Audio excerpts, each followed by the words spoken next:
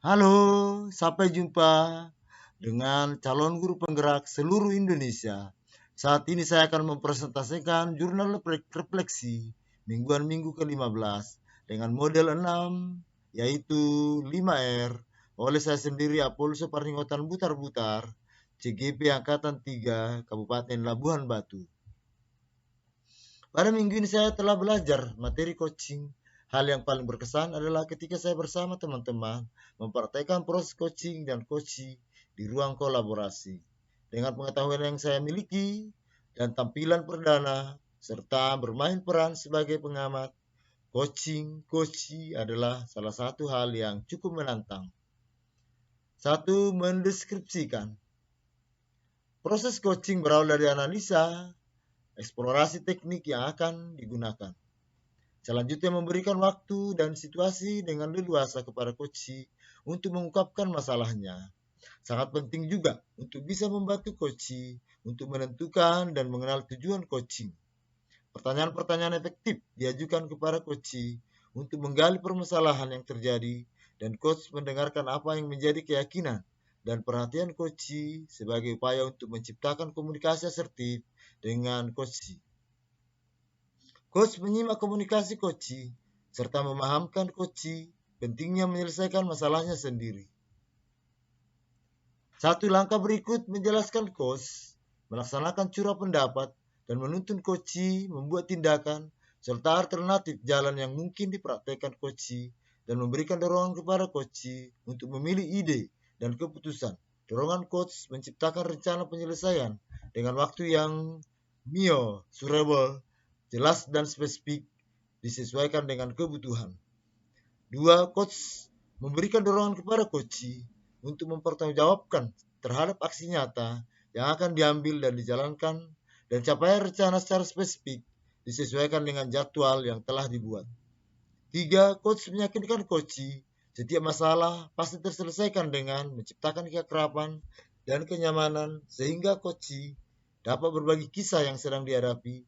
Pendengar aktif haruslah dibangun oleh coach dengan merasakan apa yang dirasakan coach dan memposisikan situasi saling menghargai dan menghormati.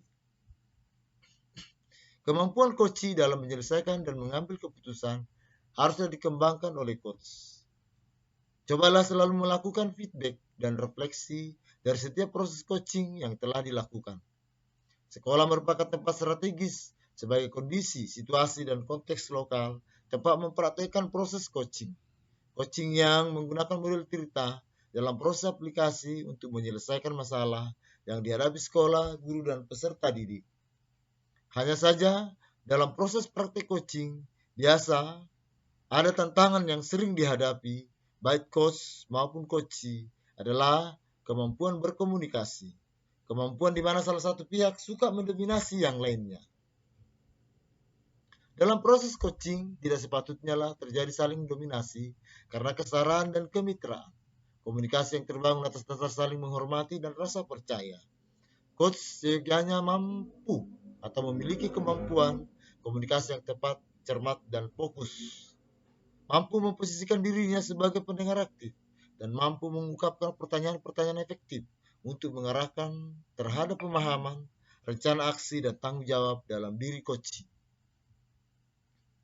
Dalam praktek coaching di lingkungan sekolah, haruslah mampu melibatkan seluruh warga sekolah, murid, guru, tenaga kepegawaian, dan kepala sekolah. Mereka adalah partner yang dapat membantu kita dalam memperhatikan proses coaching, model Tirta.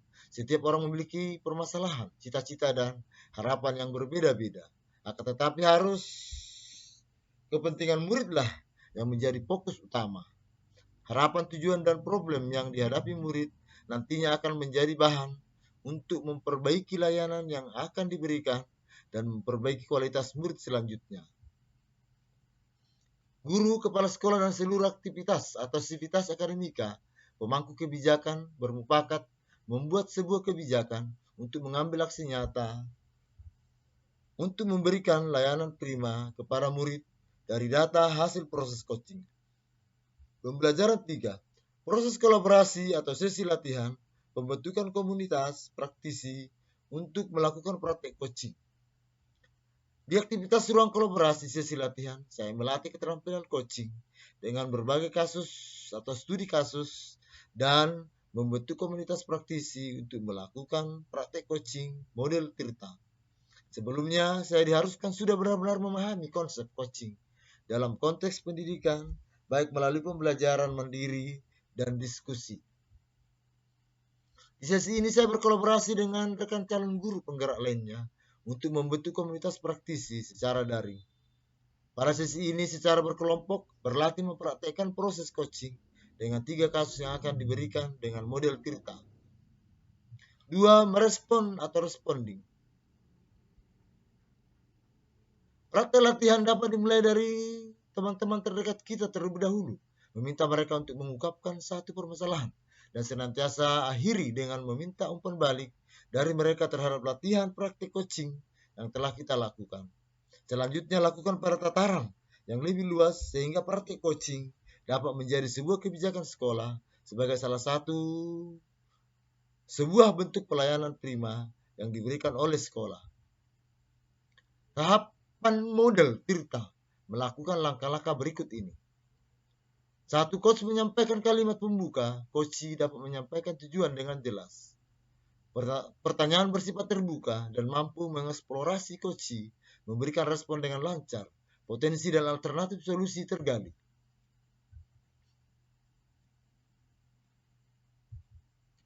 Coach aktif memberikan tanggapan dan umpan balik. Coach memberikan pertanyaan terbuka dan reflektif yang mengarah pada pengambilan keputusan secara mandiri oleh coach. Coach membuat coach mengeksplorasi jawaban sehingga menjadi jawaban yang lebih spesifik. Coach bertanya untuk mengarahkan coach mengambil komitmen. Coach secara mandiri mampu membuat komitmen berbasis Tirta, tetap semangat untuk bergerak, menggerakkan, memotivasi, dan menginspirasi. 3. Mengaitkan. Praktek coaching ini memberikan pengetahuan, keterampilan, dan keyakinan dan informasi yang sangat bermanfaat untuk saya sebagai guru dalam memberikan layanan kepada anak didik. Atau dalam rangka memberikan tuntunan dan arahan supaya anak didik bisa hidup sesuai dengan potensi, kelebihan, dan memaksimalkannya untuk menyelesaikan masalahnya sendiri. Selain itu, kita pun sebagai coach, rekan sejawat, dan bergerak serta menggerakkan sehingga dapat sinergis untuk menciptakan iklim pendidikan yang dapat berpihak kepada anak didik. 4. Menganalisis. Proses coaching harus terus dilakukan untuk menciptakan keterbiasaan dan meningkatkan keterampilan kita dalam memberikan layanan sebagai coach. Setiap orang, khususnya anak didik, memiliki keunikan dan potensinya masing-masing yang harus kita gali dan berdayakan sehingga dapat hidup secara maksimal sesuai dengan kodrat alam dan zamannya masing-masing. Model coaching ini menyadarkan saya khususnya untuk mampu memerankan diri sebagai pemimpin pembelajaran yang bukan lagi saatnya menyodorkan solusi dan berbagi pengalaman untuk menyelesaikan masalah setiap individu, akan tetapi mengarahkan dan menuntun mereka untuk mampu menyelesaikan masalah dengan potensi yang mereka miliki. 5. Merancang ulang. Proses coaching akan terus berulang sesuai dengan perubahan peserta didik yang kita hadapi. Kasus-kasus demi kasus akan bermunculan sesuai dengan kondisi alam dan zaman yang terus berputar. Setiap potensi anak pun akan terus bermunculan dan berbeda-beda, tidak bisa disamakan. Guru hanya berperan sebagai fasilitator yang mengoptimalkan mereka untuk mampu menyelesaikan masalah mereka dengan potensi masing-masing.